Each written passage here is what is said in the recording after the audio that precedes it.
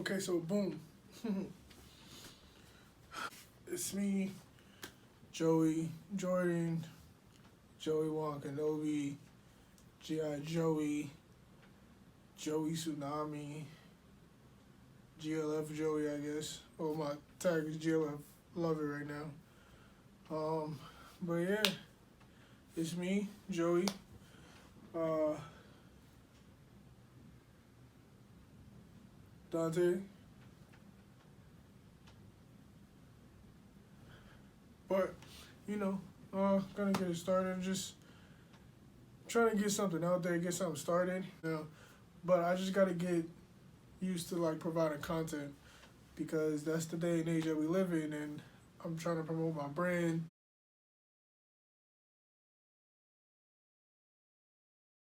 Launch my app, launch my website, which is coming soon, um, and take the online training and online health and fitness to the next level. So um, here I am, shoulders. But yeah, this is just like I fell in love with fitness. I was always skinny. Again, the people who knew me back then, they know I was skinny. I was like a buck 55. People like up until joining the military, I'm like I'm gonna leave, go to the military, I'm gonna get brolic, and I'm gonna come back, I'm gonna be super swole. And then that's pretty much what happened. I mean, I did 5 years in the Navy, U.S. Navy CB, can do, build and fight, not read and write. But so I went to A school in Texas, started working out. Shout out my boy Nomar. He took me to the gym for the first time for real. Him and Kelly. I can't remember which one. It was the first time, but Nomar was the first one to actually show me what bench pressing was with a barbell. But anybody who's bench pressing knows the first few times you get under the bar, you're like, I'm not really trying to do this by myself. So I pretty much did back shoulders, like mad pulling. If I did chest, it had to be like a group of us or something like that. Or I was just doing push-ups at PT, whatever. I went from like 155 to 185 because we eating like crazy. I started drinking protein for the first time.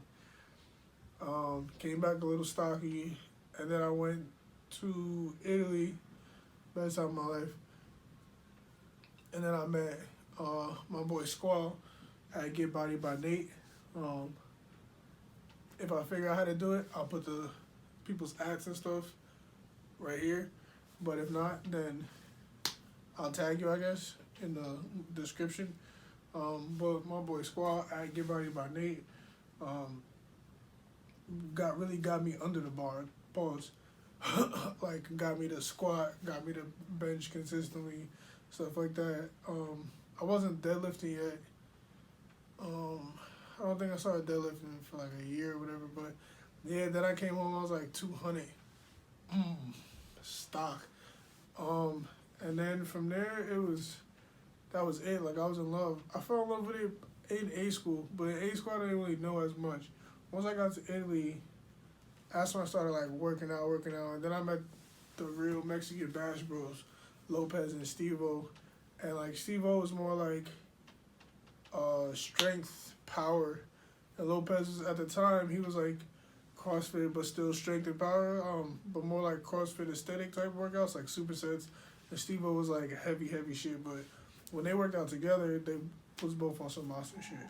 So working out with them, my shit just went up. Like lifting, I think my max bench was like 315 for one.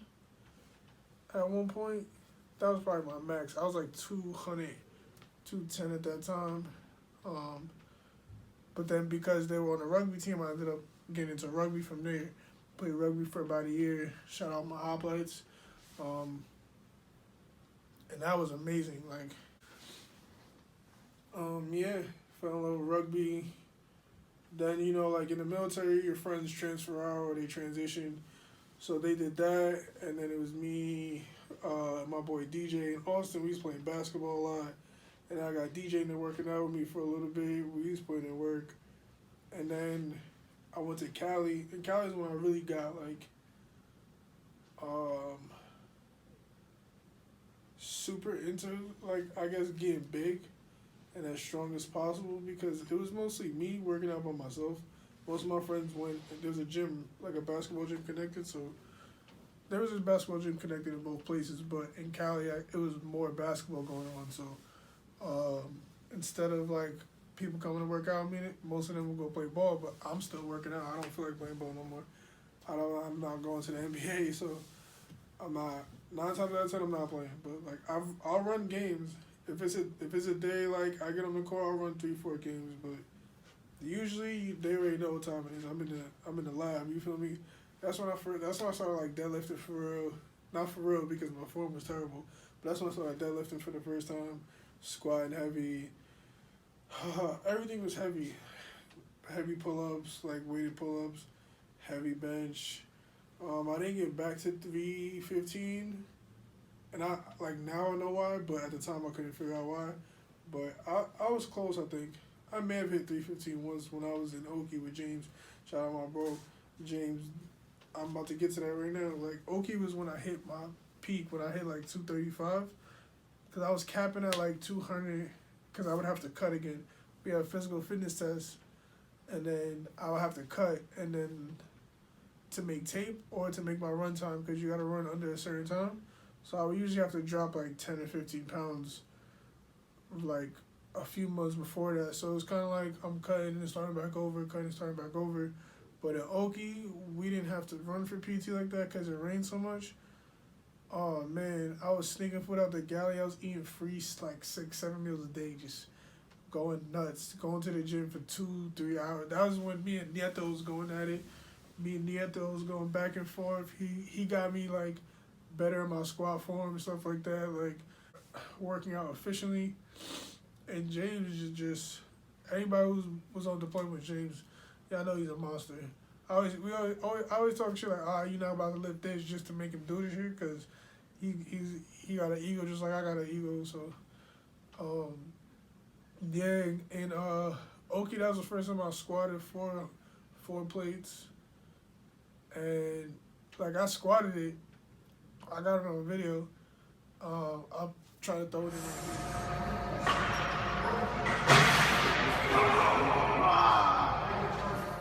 Squatted 4 plates, and that's James who spotted me actually. But it didn't really feel like it low-key like hurt. Like I wasn't injured or anything, but it was just so shitty. Like, and then getting back to Cali, I'm big. That was the first time I deadlifted for 55, I believe. It was like 5 reds or 4 reds. So whatever 4 reds is, I'll try to put the number right here, and then here's the video. 5 times 3. So you see, I can get it up, but like anybody who's a trainer knows that that is not good. So yeah, transition out of the military, come home, to be a father to my little girl, and then like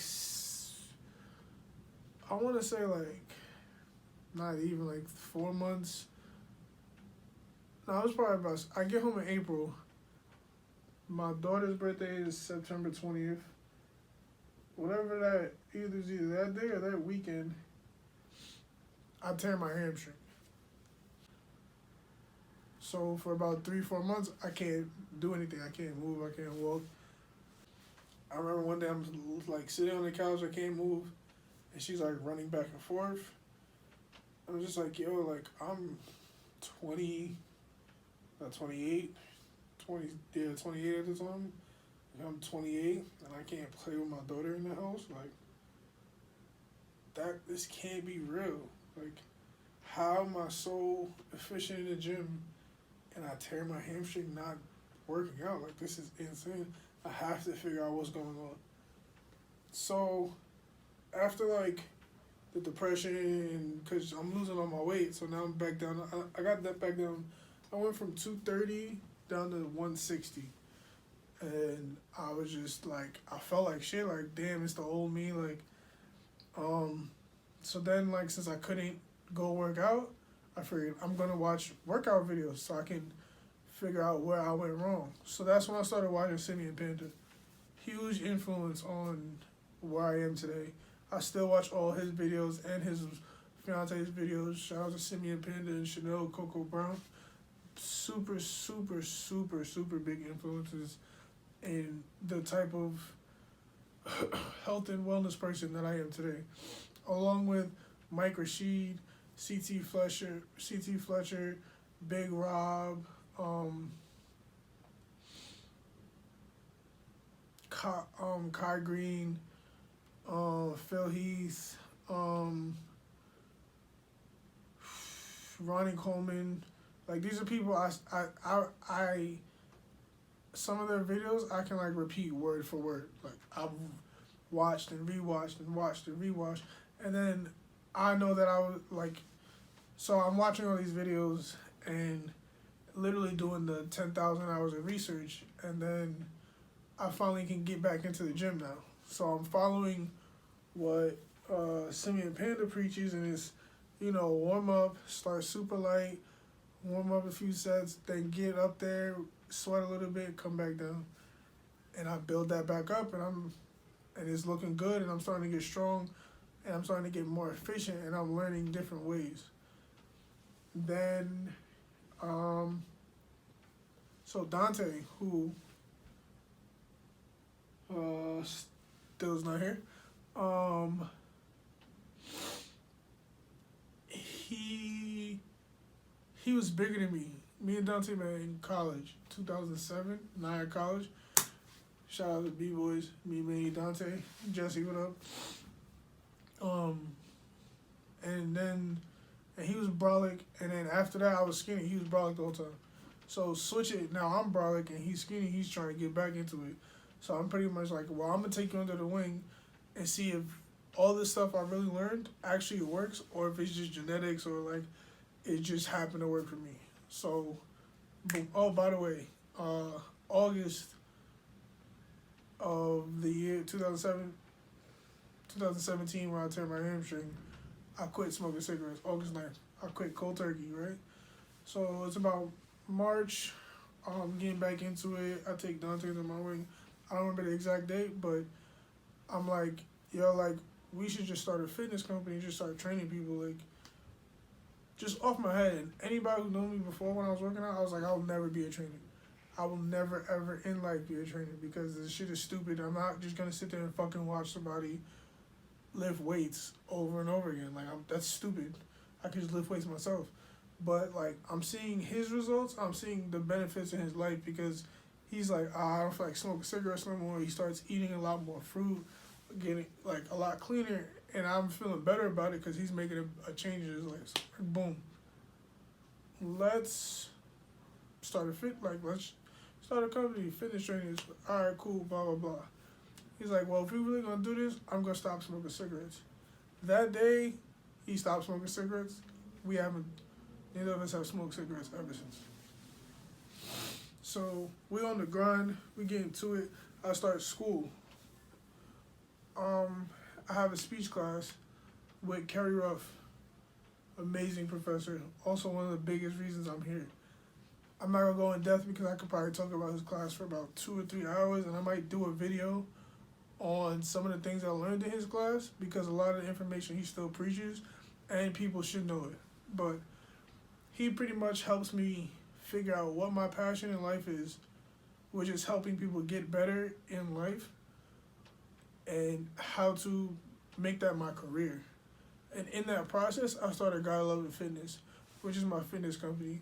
And in that, it's not about, I want you to be six-pack goddess, or I want you to be the strongest man ever to walk on the earth, or like, you gotta have the best ass ever created, or your chest has to be whatever. Like, how do you feel today? Do you feel better today than you felt yesterday? If not, like, how do we change that? Where do you want to be, and why do you want to be there? And what stopped you from being there before, that we can change a little bit every day to make that a habit? It's not about just the aesthetic or just the lift weights part of being healthy and health and fitness. It's everything. It's about having your energy centered and using the best way that you can use your energy. You know what I mean? Like, I'm learning Qigong in school right now, and Qigong and Tai Chi and yoga and traditional Chinese medicine and all that I incorporate into my weightlifting and my mobility stuff, and it's helped significantly.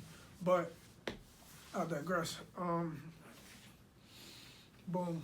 So we start the company. Start training people. We talk about taking a NASM. Start training people. Got like waivers, but I'm just training my friends. I'm not like actually training. And then I keep getting these emails like from Equinox, like, oh, come be a member, come. And I'm like, yo, look, I have a gym, but I don't want to come be a trainer. I honestly emailed them pretty much a resume, like a soft resume, like, hey, I appreciate the offers, but I'm looking to become a trainer. I'm in the process of taking my NASM. I was in the military. These are some of the things that I do. I'm interested in. These are some of the classes I've taken. Some of the achievements I have. Is it possible to become a trainer there? And from there, that was the greatest step in my fitness career. Like, Equinox gives you so much education on how to be a better trainer, and it's not like secrets or like, tell people. I mean, obviously they have like certain structured systems that you can't just steal, but they really teach you how to be a better trainer, like the anatomy and the physiology and the functional movements at a college level. In college level classes, you don't get college level credits for them, but they're college level classes, and they're giving them to. They're paying you to go to those, like, so you can be the best trainer. And I feel like every trainer should go through that, but even going through that, most of the trainers around me didn't give a fuck about what they were teaching, because they had their own ideology of, this is who I want to train, and this is how I want to train, and this is how I'm going to train. And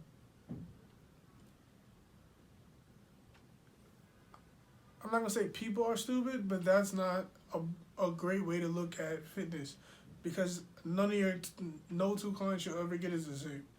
So no matter, obviously what they're teaching you is beneficial to some experience, because they may not have the client that you have, but in the future you may have a client that whatever that person said fits exactly to that client. So that's how I took all of the sections of classes that I took.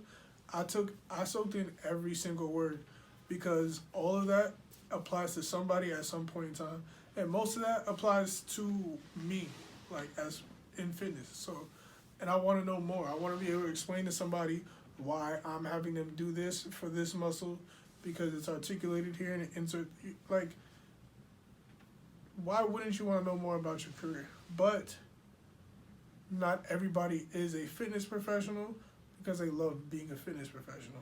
This is my passion, so I don't expect other people to dive into it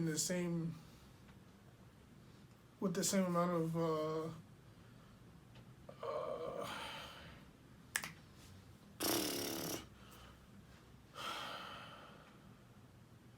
I guess want, the same amount of enthusiasm. Boom, found it. Same amount of enthusiasm that I would have. That's why I'm not gonna press nobody about it or judge people. Like, I don't think it's the best way to train, but again, who the fuck am I?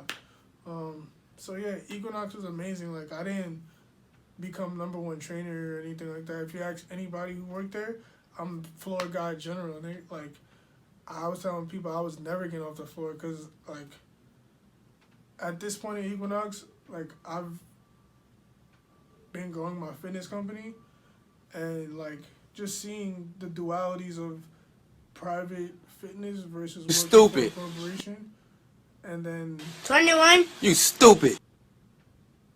Most of it is numbers. So like, I don't look down on how they run their business, because Equinox is super successful, and obviously they know what they're doing. It's way more than I know what I'm doing, or what they're doing works way better than where I'm at in my fitness right now. So I'm not gonna talk down on their business plan. I'm saying for me in my life at this point, I didn't want to go that trajectory because I don't want any of my clients to be forced to be my clients. Like, I want all of my clients to feel comfortable and want to train with me, and then I don't want to feel that I need to have a certain amount of clients by this amount of time. I want to be able to grow my clientele at the level that I want to grow my clientele because I want to train the clients that I want to train. I've trained clients who suck, like who either don't do anything, complain the whole time, are always late, like don't do the workouts, don't do anything at home. And that's like fine for other trainers. There's trainers like that, just like how there's trainers who don't want to learn everything. Those are probably the trainers for those people because neither one of them has the same amount of passion for what they're doing. So they'll be able to work together because he knows, well, this guy's just going to give me a workout and I can go home. And he knows he doesn't really care. He's just going to come do what I tell him to and go home. That works for them and that's great for them. But for me in my life, I don't want those kind of clients. I like enthusiastic clients so I can laugh and joke with, and I can't develop that type of clientele at an establishment because they're already a business. They have to hit a certain numbers. Just like, God willing, my company takes off, I'm obviously gonna have, not obviously, but I'm probably gonna have my trainers.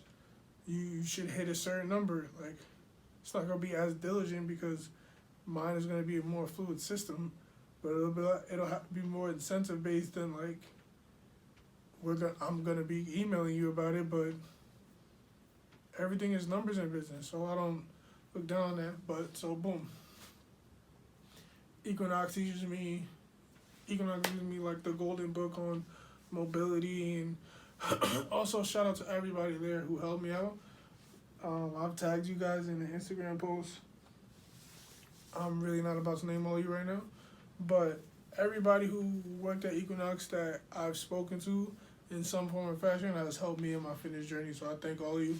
I really appreciate that. You guys have helped me to get to where I am right now, to be able to speak the way I'm speaking in this video to a very good extent.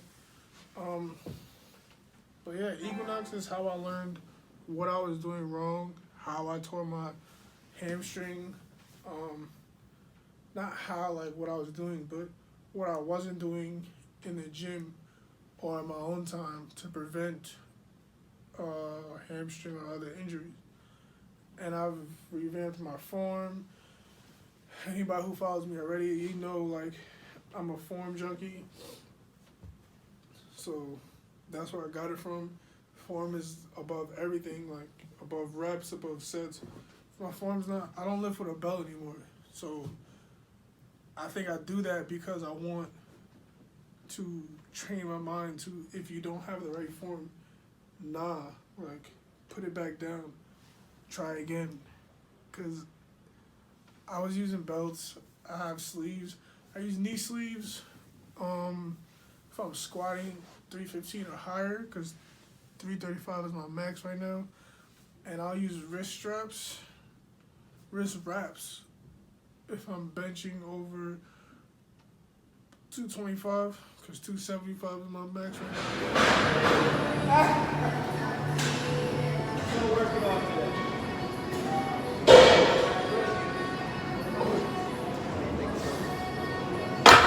If I deadlift, it depends on the day. I mean, I use like the wrist straps. I don't have chalk, but I use the wrist straps at like 405 or above.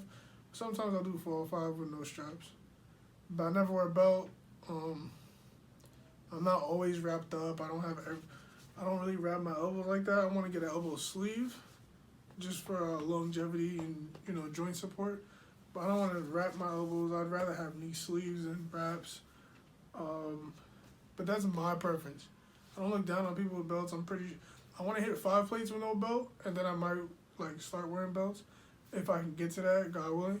But I don't look down on people wearing belts. I just caught my man's a lifting belt for his B-Day. I bought a lifting belt, but it was too small. So I don't wear one, but yeah, it's not like I don't judge people or anything, but it's my fitness goal right now.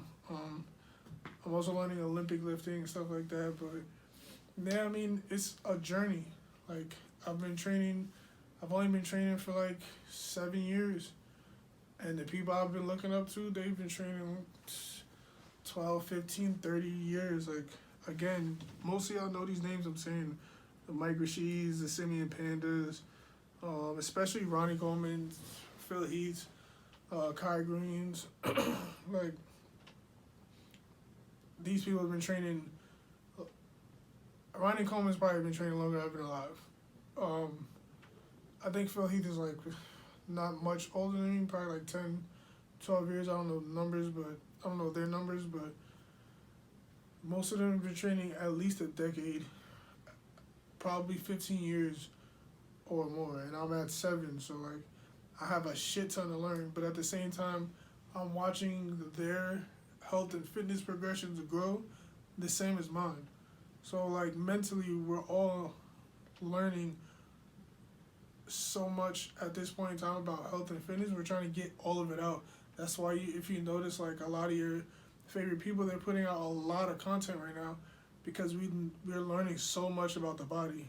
Right now I'm in massage therapy school and I'm learning, like, my mind is blown, like, all the time, pretty much. Like, oh my gosh, that's why this does, holy crap, like, when I go home, I'm about to, and then it works, like, it's so crazy. I'm trying to wait for this bro to, like, to get here, but I don't know if he's actually pulling up. There's my phone, can't really check it right now, but I don't know what else. I deadlifted earlier. I posted the video.